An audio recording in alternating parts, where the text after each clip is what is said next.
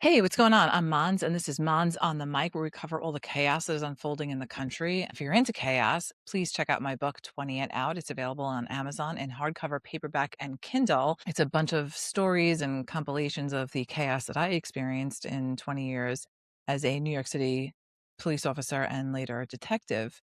So check that out. And if you're also watching, if you can hit that like and subscribe button, it would be really great to help me to reach a larger audience. So today I wanted to go into the search warrant that was executed in Fulton County, Georgia election headquarters on January 28th.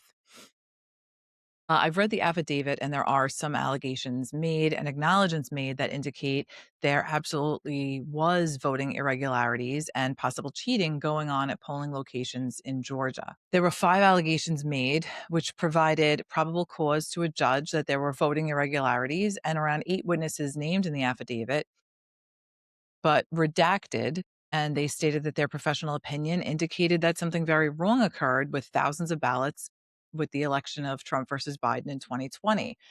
Why does this matter now and why do we care? Well, we're not going to undo Biden's presidency, but if there are irregularities and cheating going on in elections, how can we ever really know if anybody is elected fairly? And if we can get to the bottom of the cheating and stop it from happening, or at least minimize it to the point of it not having an effect, we're not going to have all of these politicians going around claiming that elections were stolen from them and that there was cheating going on, et cetera, et cetera. So, first, there were four accusations that were made, and then they went into them in depth in the affidavit. So, the first was that the tabulator machines, and I'm quoting from the affidavit, the tabulator machines used by Fulton County are designed to create and save a scanned image of each ballot. Fulton County has admitted that it does not have scanned images of all of the 528,777 ballots counted during the original count or the 527,925 ballots counted during the recount. The second accusation is that Fulton County has confirmed that during the recount of votes, some ballots were scanned multiple times. Ballot images made available in response to public record requests show ballots with unique markings duplicated within the ballot images. Third, during the risk limiting audit, auditors counting the votes by hand reported vote tallies for batches inconsistent with the actual votes within the batch. The state's Performance Review Board reported that the Secretary of State investigators confirmed inaccurate batch tallies from the risk limiting audit. Fourth, auditors assisting in the risk limiting audit reported counting purported absentee ballots that had never been creased or folded, as would be required for the ballot to be mailed to the voter and for the ballot to be returned in the sealed envelope, requiring the voter's signature for authentication. Lastly, on the day of the deadline to report the recount results, Fulton County reported a recount totaling 511,343 ballots, 134 ballots fewer than original counted. The following day, Fulton County then reported a total of 527,925 ballots counted. The risk limiting audit was the hand count of ballots, and the recount was done by the machines. The 22-page affidavit goes further into detail for each of these allegations, which started because of one person, a chemical engineer, who reviewed on his own time the state released images of the ballots. He found that the number of ballot images for the recount did not reconcile with the number of ballots cast.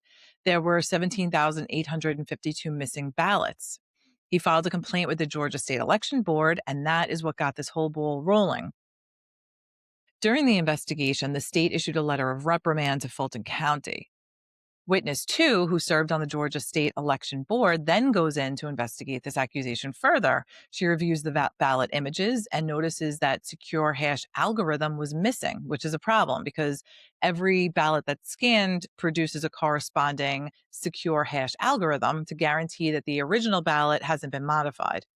In her opinion, she believed that this indicated that someone had manipulated the data.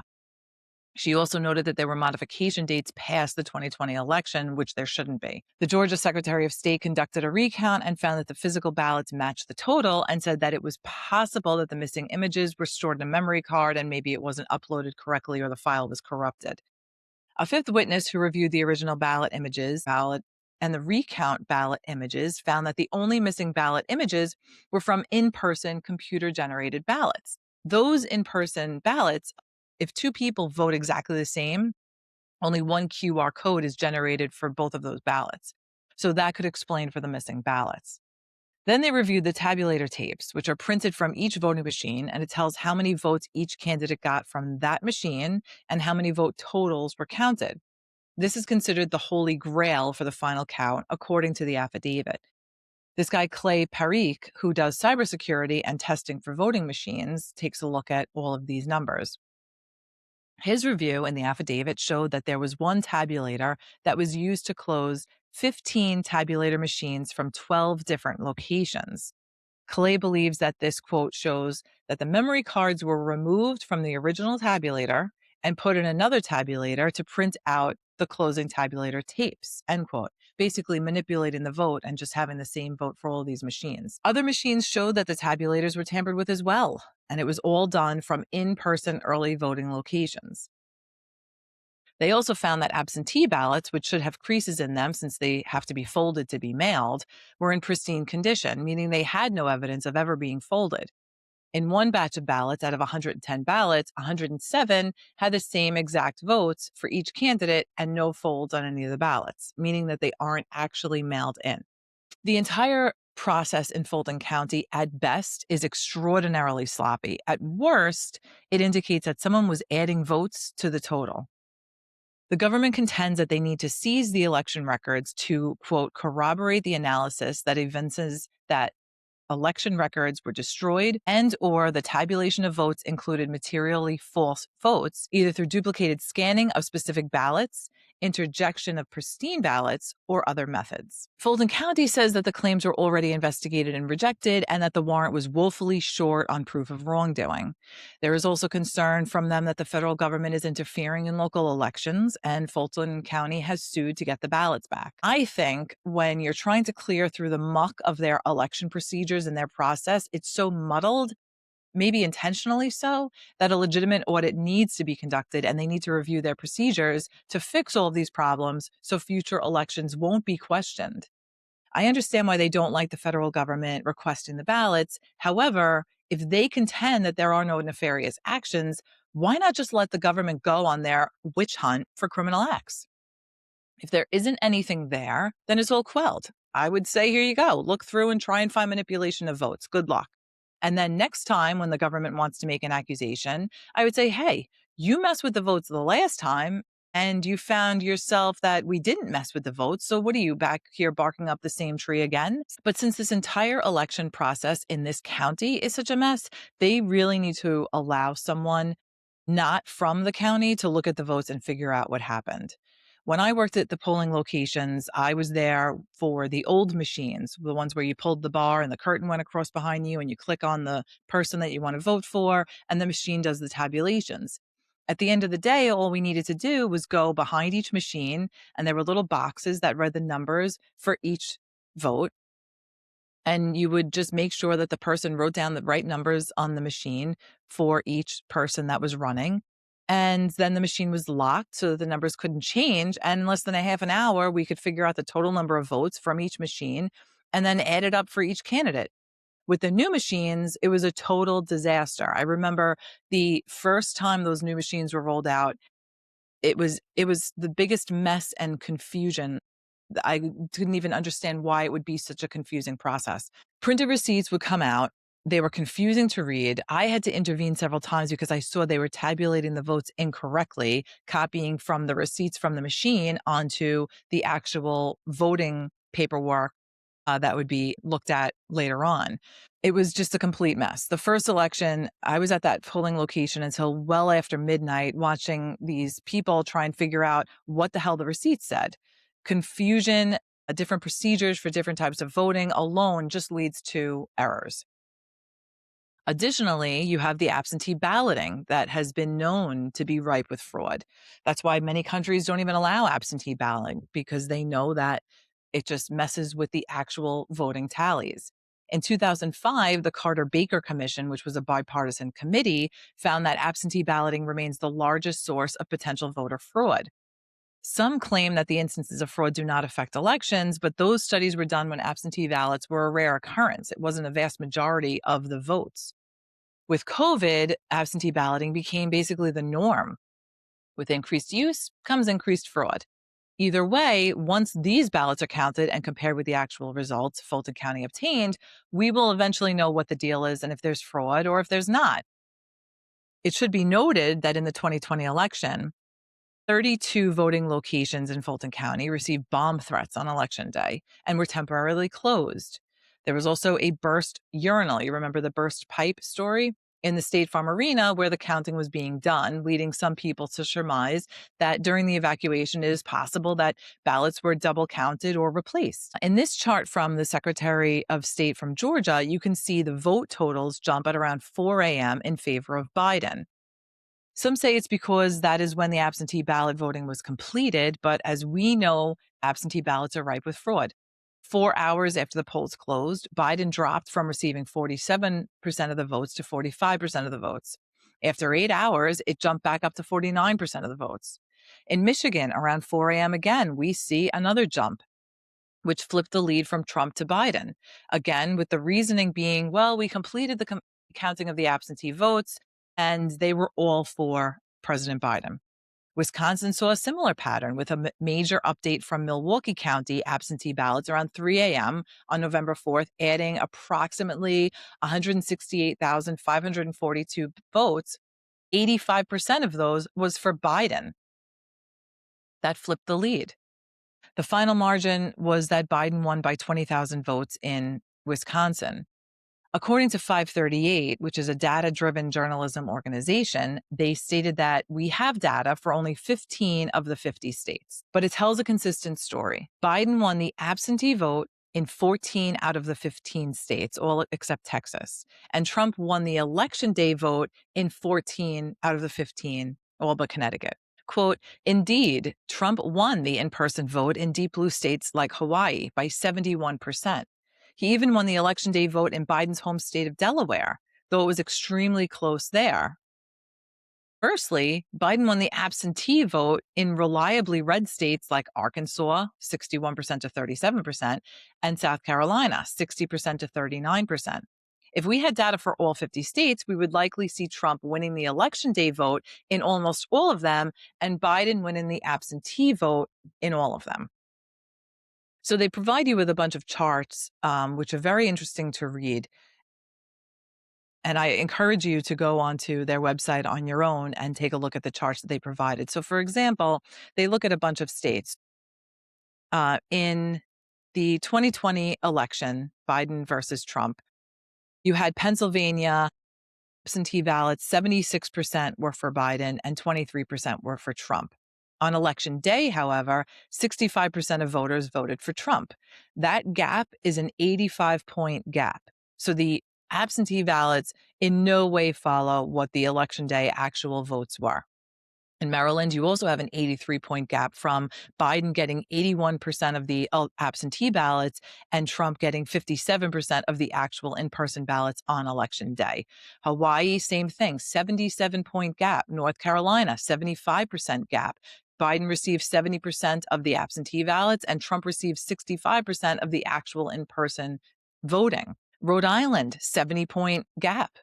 Biden received 79% of the absentee votes and Trump received 54% of the actual in-person voting. So what we see here is that in all of these states, and we have Pennsylvania, Maryland, Hawaii, North Carolina, Rhode Island, Arkansas, Oklahoma, Iowa, South Carolina, Alaska, Georgia, Arizona, and Texas, Trump won in in-person voting by a margin of 32 points, 43 points, 46 points, 43 points, enormous margins. However, the absentee votes from these same states all have Biden winning by enormous margins. So, although absentee ballots are more consistently Democratic than Republican, the margins here are explosive and should warrant further checks according to the 538 website. For instance, in the 2016 election of Hillary versus Trump, the margins were less than half of what the margins were in the Biden election. And in 2020, Biden would not have won if it weren't for these absentee ballots. The Democrats cheating in elections is not something new. Post-Civil War, Democrats in the South and the North were opposed to blacks voting in elections since blacks voted almost unanimously in favor of Republicans. Democrats in the North sought to preserve the Union, but they did not care at all about freeing slaves or even stopping slavery. In the presidential election of 1880, James Garfield, who was the Republican and Union general, ran against Democrat Winfield Hancock. Hancock was also a Union war general, but after the Civil War, he was reassigned because of his leniency towards unreconstructed Democrats. A handbill was issued to Americans to remind them why they should not vote for Democrats. Some of the reasons include, quote, every state that seceded from the Union was a Democratic state. Every man that shot Union soldiers was a Democrat. The man that assassinated Lincoln was a Democrat.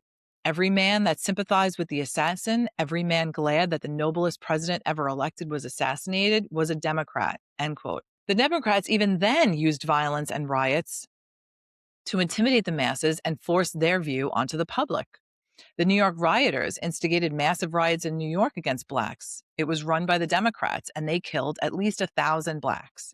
The Ku Klux Klan, which was used as the strong arm of the Democrat Party, whose leadership and members were all Democrats, would run around the South and hang white Republicans and blacks who supported them, often side by side. In 1871, Representative Robert Brown Elliott stated, quote, the declared purpose of the Democratic Party is to defeat the ballot with the bullet and other coercive means, end quote.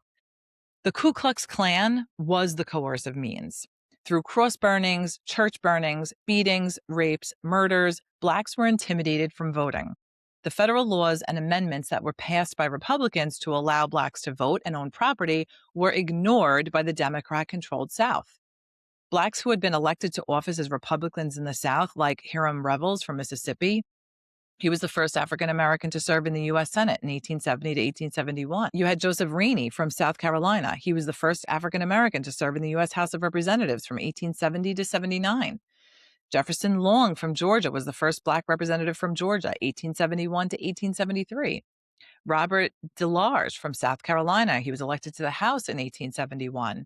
Robert Elliott from South Carolina was elected to the House also in 1871. Benjamin Turner from Alabama, he was the first Black representative from Alabama, again in 1871. Josiah Walls from Florida, he was the first Black representative from Florida, again, 1871. Branch Bruce in Mississippi, he was the first African American to serve a full term in the Senate, 1875 to 1881.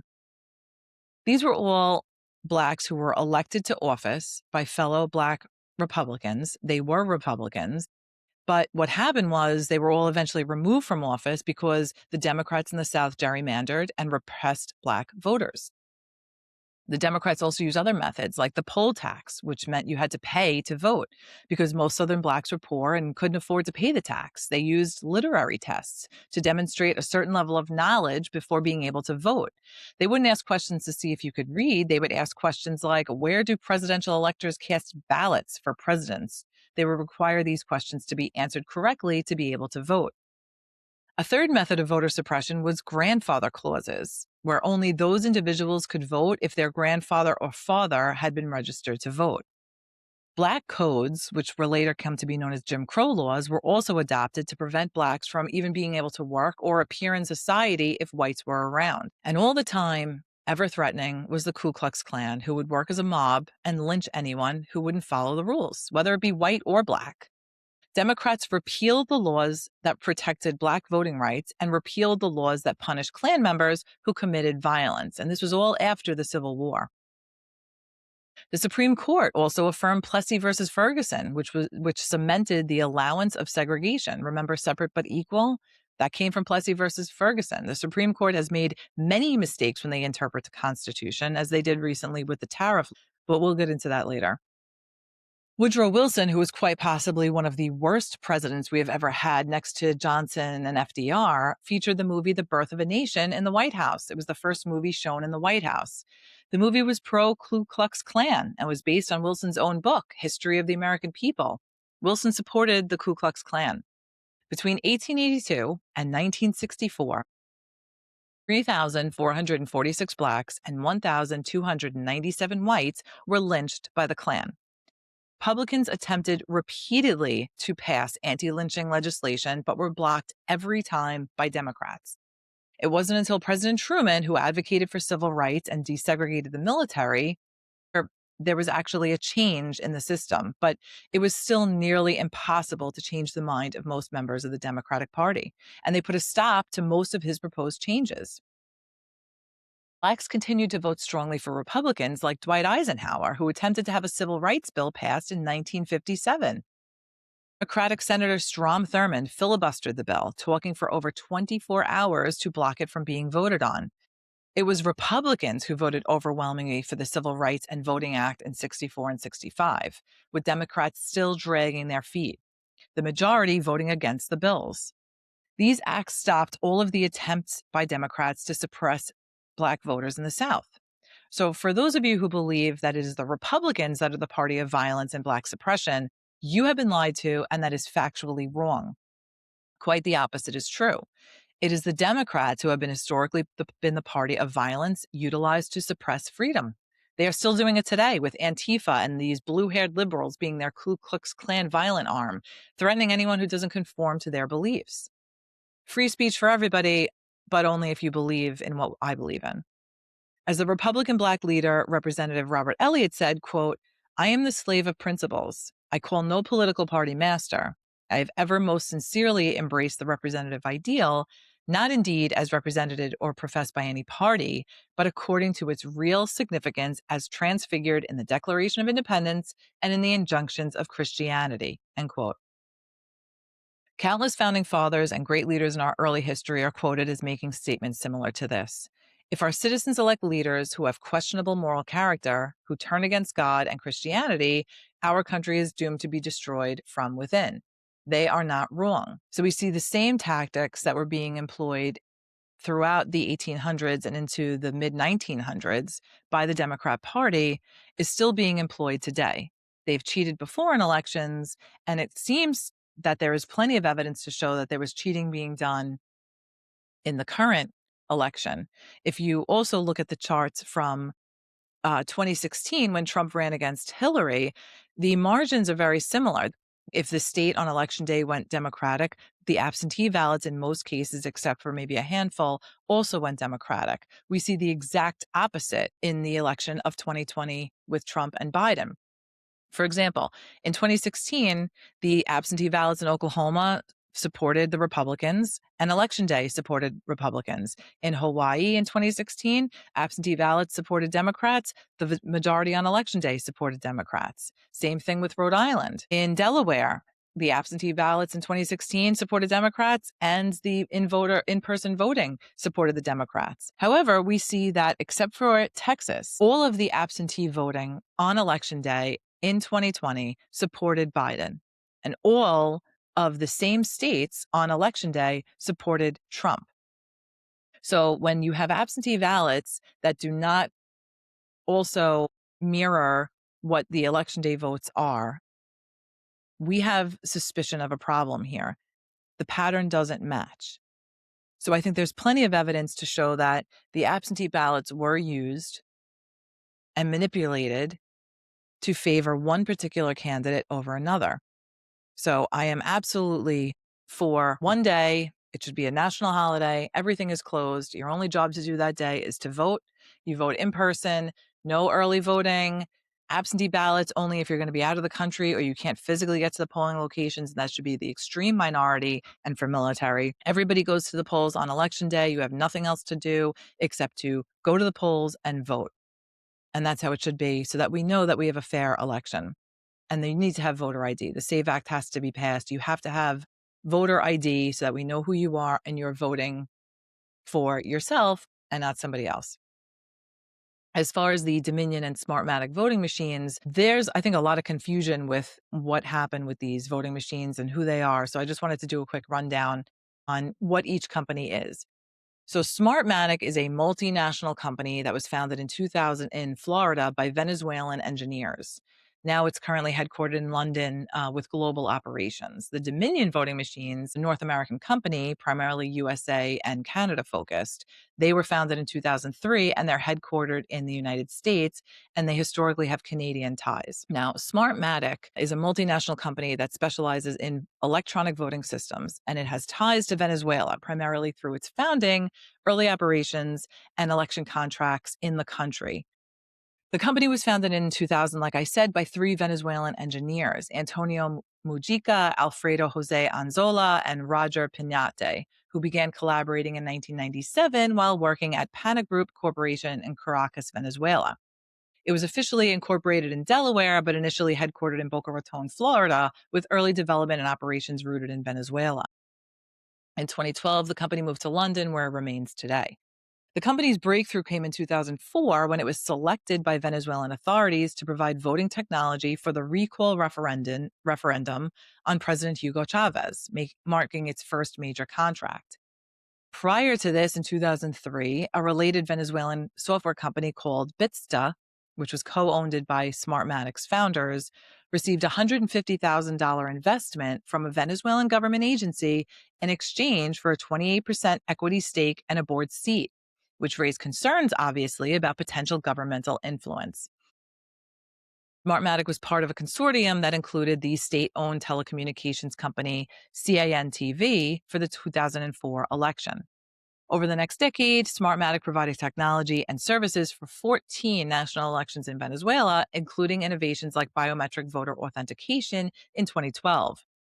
These ties led U.S. investigations, including a 2006 review by the Committee on Foreign Investment in the U.S., into Smartmatic's acquisition of Sequoia voting systems due to fears that the Venezuelan government might have control or influence over these companies. Allegations included hidden ownership structures through holding companies in the Netherlands and Barbados, payments to Venezuelan officials, and connections to Chavez advisors, though Smartmatic denied, obviously, any direct government ownership or political affiliations. In 2017, during the Constituent Assembly election, Smartmatic publicly accused the Maduro government of manipulating turnout figures by at least 1 million votes, leading the company to cease operations in Venezuela in March of 2018. Despite this, reports as late as 2024 indicated that Smartmatic software may have continued to be used in Venezuelan elections through third parties, like an Argentine company. More recently, in 2022 and 24, U.S. indictments against Smartmatic executives, including co-founder Roger Pinade, involved allegations of bribery and money laundering tied to contracts in the Philippines and Venezuela, with claims that funds from Venezuelan deals were used in slush funds. In 2025, further allegations emerged that Pinati transferred ownership of a luxury home in Caracas to Venezuela's former elections chief to secure business interests. Smartmatic called this claim unfounded, and in the 2020 election, the only place Smartmatic machines were used in the United States was in LA County, California. Dominion is a privately held, majority-owned by private equity firm Staple Street Capital since 2018. In 2025, it was acquired by Liberty Vote, which is led by former Republican election official Scott Leyendecker. It's focused on the US and Canada. It's used in 28 states for voting machines and tabulation in 2020. And it was also used in states like Georgia, Michigan, New York, New Jersey, and Florida in that election. As for partnerships between Dominion and Smartmatic, there was a brief limited partnership in 2009 through 2012 where Dominion licensed some ballot scanning technology to Smartmatic for use in the Philippines. Smartmatic previously owned Sequoia Voting Systems back in 2007, which was a U.S. firm, but sold it due to concerns over the indirect Venezuelan ties. Dominion later acquired Sequoia around 2010. There doesn't outwardly appear, and there's no definitively clear evidence of cooperation between these two entities, and although there have been many examples of these machines providing erroneous results, if judges and courts do not allow any of this evidence to be heard in an open court and shown to juries, we will never know if the allegations are true or not. Faith in our system is based on a general belief, and in order to quell any doubt, it is critical that complete transparency is had. That means testing of the machines in an open courtroom, hearing of evidence, and allowing evidence to be brought forth on both sides. Frankly, I think a return to the old school non-computerized machines is really the only way to ensure transparency. But since returning to the good old days doesn't really seem feasible, we need to have exposure of these machines. We need to know what they're capable of and what is really going on behind the scenes.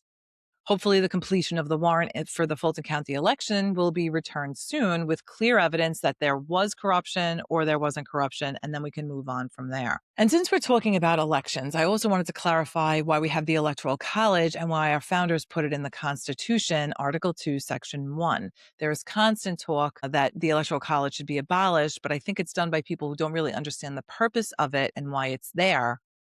So I wanted to explain it for people who maybe weren't so sure about what the deal was with the Electoral College.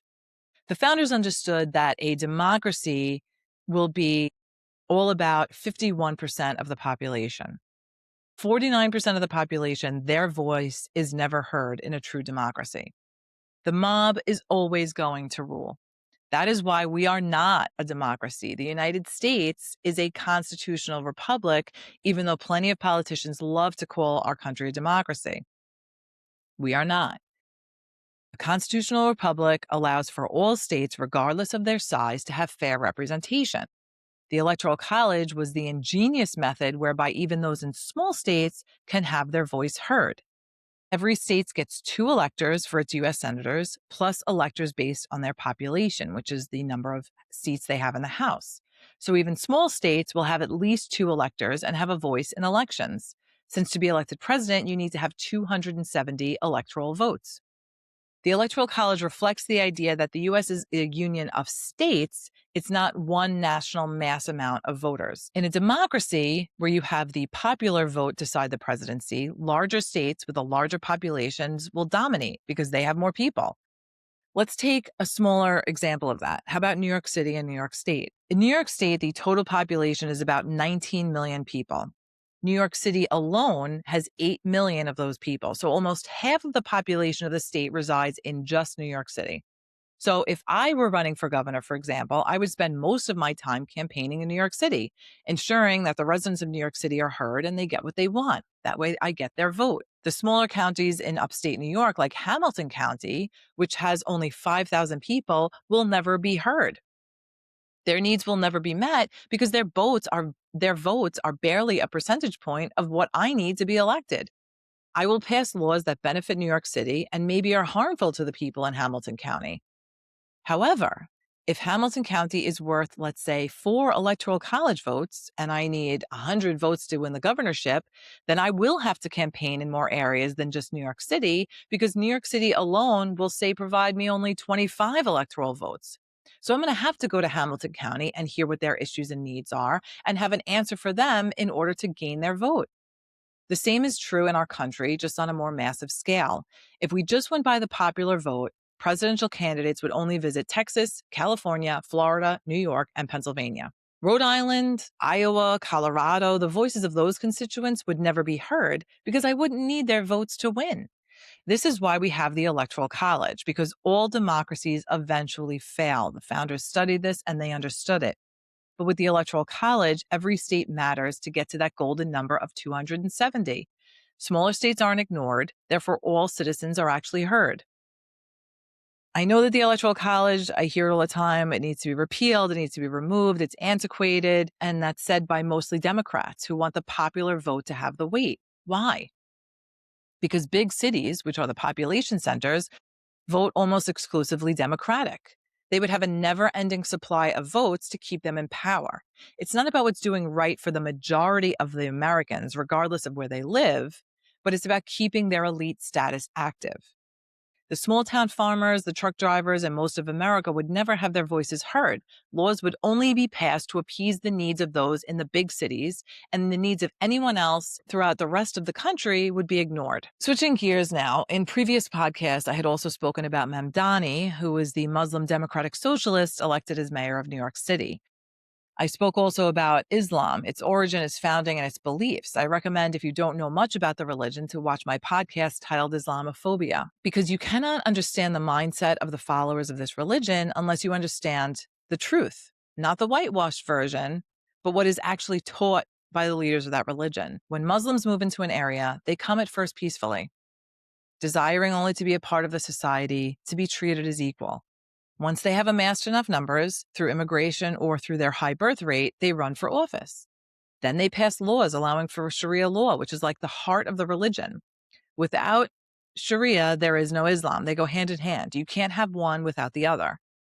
America was founded on Christian principles. If you don't believe that, read the Declaration of Independence. And in case you don't know it, I'll quote it here. We hold these truths to be self-evident, that all men are created equal, that they are endowed by their Creator with certain unalienable rights, that among these are life, liberty, and the pursuit of happiness, that to secure these rights, governments are instituted among men, deriving their powers from the consent of the governed. Their Creator, in the Declaration of Independence, is God. Our country was founded on the belief that it is God who provides us with these inalienable rights, not the government. So therefore, the government cannot take these rights away because they're not granted to us by the government. This was thinking that had not really occurred before and was cemented in our Bill of Rights. If you read any of the many letters by the founders, the quotes from them, the quotes of the discussions during the writing of the Constitution, the Bible is quoted frequently. Our laws mirror the laws in the Bible. The founders knew well about Islam. In fact, our first war after the Revolutionary War was with the Barbary pirates, who were Muslims. They would raid our ships, enslave the soldiers, and demand ransom payments to allow ships to pass through. Yet none of the early discussions, none of the beliefs of that religion were incorporated into our founding documents. Why? Because that religion is not compatible with freedom. That religion says if you're not a Muslim, Muslims can enslave you. They can kill you. They can steal your property with no repercussions. They can tax you exorbitant fees unless you convert. It's all sanctioned in their religion. That is not what America was founded upon. Yes, freedom to practice whatever religion you choose to follow is fine, but that religion cannot infringe upon the God-given rights of other citizens. And that is exactly what the Islamic religion believes. Takeover of any society that isn't Muslim. And we see that here in this Times Square video. Let's watch now. Noise from the Brother Mortar giving down. Yo, make some noise from the Brother Mortar right now, baby. MashaAllah, yeah. Takbir! Oh, don't scare them, brothers. Relax. They're over here on purpose to be like, oh my God. Who's seen those videos where they're like, oh my God, the Muslims are taking over New York City? You seen those? You seen those? Let them know that we are taking over New York City. Takbir! Oh my God. That video is from @JackUnheard on X. In case you missed it, he said, let them know that we are taking over New York City. Only a few short years ago, if you heard someone yell, Allah Akbar, you were running for the door, knowing an explosion was imminent by the suicide bomber. Now, we've allowed them to bully us into thinking that in order to prove that we're not racist, we have to elect Muslims into office. In order to virtue signal that we too are with the Muslim religion, we say we voted for this Trojan horse of a man. Muslims are radicalized in mosques. We know this from intel gathered from informants and debriefings of terrorists. The religion's first act was to surround Mecca and take it over, kicking out or taxing to death anyone who wasn't a Muslim. The plan was the same then as it is now. Not a shot needs to be fired. It is the new method of warfare. Take advantage of this toxic political correctness mental defect that has taken over America, knowing that most people, the whites, are too afraid to speak against anyone who isn't white and call their actions for what they are. We have gone from a nation who knew how to fight and what to fight for to a nation of wimpy men wearing skinny jeans with purple hair and nose piercings, more concerned with being called a mean name than the fact that they're allowing the enemy to take over our nation. And like Yuri Bezmenov said in the 80s, the useful idiots that we use to get elected into office, to gain power, will be the first ones crying that the laws and policies we implement are unfair and create inequality. And then, Yuri says himself, they will be the first ones against the wall. We use them to gain power, and then we shut them up. And that's exactly what he's doing. And why you really need to listen when these politicians talk. Like Obama, they say what they're going to do flat out. They don't need to hide it anymore.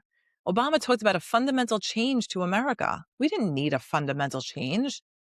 Our Constitution provided for the ability to create equality where there might not be, to correct wrongs. But Obama was talking about changing that too. He demonized police. He brought the corruption of Chicago into the federal system. Mamdanis is bringing the two evils that our country faces now, socialism and Islam, together. The only problem is, like the Iranian Revolution in 1979, where leftists and socialists helped the Imam gain power, the Islamists, led by Ayatollah Khomeini, killed every last leftist and socialist that helped them to gain that power.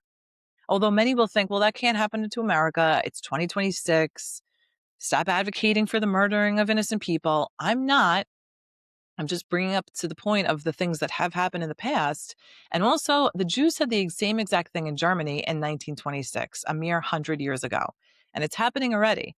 Not with firing squads and death camps, but with the policies Mamdani is putting in place, like the freeze on rents.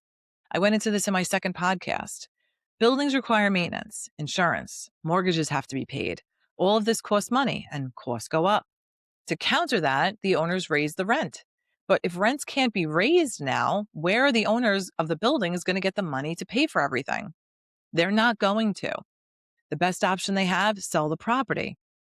But now they can't sell to the highest bidder. They have to offer it to a nonprofit first. They have to wait a certain period of time. They have to make sure that the nonprofit gets first dibs on everything and is picked even if a private buyer offers the same exact offer. The building owners will sell and the city will buy the property. Now we have city-owned properties. We already have this in the projects, and you can ask anyone in the projects. The city mismanages those buildings so badly, many don't even have heat in the wintertime. Repairs don't happen, like ever. But that's socialism. The government knows best. They know better than you. Capitalism and competition are very bad, and the government's going to take over everything because they're the experts and they know better than the dumb populace. And now we have spoiled, rich, entitled brats who have never had to actually work for anything or create a business running City Hall. And Islam, the religion that attacked our city twice, killing thousands of New Yorkers, has now taken over. This isn't hate. This is simple facts. I would have no problem if I saw evidence that Muslims wanted to integrate, to assimilate, to adopt our customs in America, but they don't. They have three goals: procreate, infiltrate, and take over. And I have seen zero evidence of Muslims refuting this ideal.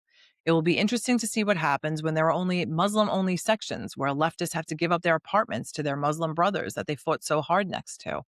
It will happen, perhaps not overtly, but quietly. London is a prime example. Whatever happens in Europe usually follows in America a few years later. We look for the globalist plan here, and it doesn't look good. The Epstein files are continuing to come out. Now, finally, Pizzagate is another subject. I encourage you yourself to go onto the DOJ website. Just type in Epstein files DOJ. They will ask you if you're 18 or older. You click yes if you are, and then they give you a search box, and you can type in pizza, and you can see all of the emails that are related to pizza and Pizzagate. People are alleging that pizza was a code term that was used by Epstein and his affiliates to talk about perhaps, some people say, having sex with young children, or some people even say eating young children and cannibalism. So I looked for myself because I didn't want to take the word of anybody else. And the language of pizza in many of the emails, and including some from this Dr. Harry Fish, talking about let's go grab grape soda and pizza on multiple occasions in his emails, is concerning because it doesn't look like they're going to talk about pizza and have pizza to eat. It's very clear that it is code words, and it's what those code words mean that need to be gotten to the bottom of. And I'm hoping that the FBI is looking into all of this because the language that is used is very weird. Personally, I think that there were some underground locations where nefarious or illegal acts were taking place, and they all happen to be near certain pizza places because they talk about different pizza places. One, they mentioned Red Hook, which there's a Red Hook in Brooklyn, but there's also one in the Virgin Islands, and other pizza places throughout New York City. So I think they mentioned those pizza places as a correlation to a underground place where these actions would take place, so they would know generally where these warehouses were. Well, it's by that pizza place. Let's go to that pizza place for lunch, meaning let's go to that underground warehouse that's around the block from that pizza place. And the reason why I think that is because in one of the emails, they give directions to some underground warehouse, which on Google Maps is not there anymore, but it's around the block from the pizza place. And they use the pizza place as a starting point to get to where that warehouse is. So you can look for yourself, and I encourage you to, because you can't take the word of anybody else. Everybody interprets things for their means, their own ends. But the word pizza is mentioned a lot through all of the emails. And the way that it's mentioned, it doesn't make sense that they're referring to going out and grabbing a slice of pizza. So look for yourself and mention in the comments what you find. The Mexican cartel takeover of Mexico just happened. I haven't had a chance to really look into it, but from what I know of Mexico, the leaders in Mexico usually are affiliated with one cartel or another. And there is so much corruption in that country that it could be that the military and the president are using the military to go after whatever cartel is the competition for the one that props them up and supports them. The country is so beyond corrupt. I'm not sure how to take it back to weed out that corruption. But I feel for those innocent people that are caught, these innocent Americans that are caught in the middle of this. And we hope that it resolves quickly and with as few deaths as possible. So we'll follow that development and see what happens there. And hopefully none of the violence spills over the American border into Texas and the border states down there. So that's going to do it for this episode of Monz on the Mic. If you enjoyed the content, please like and subscribe. And I encourage you to take the time to educate yourselves on the true history of our nation. It is not what we were taught in school. I'd also recommend Setting the Record Straight, American History in Black and White by David Barton. It's an interesting read and inspired much of what was discussed here today. And being that it's Black History Month, I thought it was very appropriate to mention that book that I just finished reading about a week ago. So thanks for listening. See you next time.